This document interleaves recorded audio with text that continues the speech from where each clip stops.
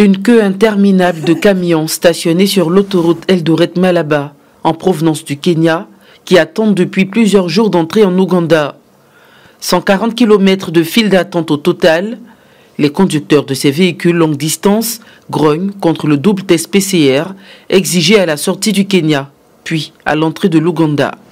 Pour certains, 3 jours, pour d'autres 6 jours, comme c'est le cas pour Damien, dont le camion transporte des denrées destinées à alimenter le marché ougandais. Lorsque nous faisons le test au Kenya, on obtient un certificat.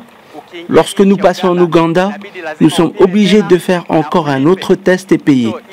Y a-t-il alors une différence entre l'équipement qu'ils utilisent pour tester au Kenya et en Ouganda? On ne comprend plus rien. Toute la marchandise risque d'expirer.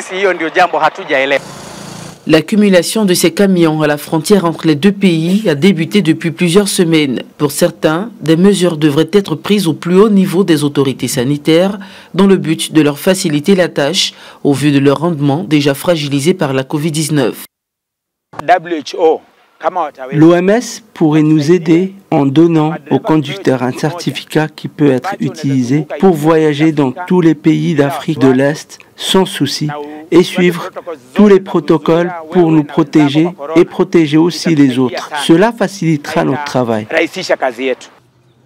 Déjà, en mai 2020, au début de la pandémie, des camionneurs kenyans ont protesté contre les tests PCR effectués des deux côtés de la frontière, ce qui avait entraîné la fermeture de l'autoroute pendant près de 3 semaines, mettant gravement en péril leur activité. Pour rappel, l'Afrique de l'Est dont font partie l'Ouganda et le Kenya est l'une des régions les plus touchées par la pandémie sur le continent, avec environ 82% des cas essentiellement dus aux variants Omicron.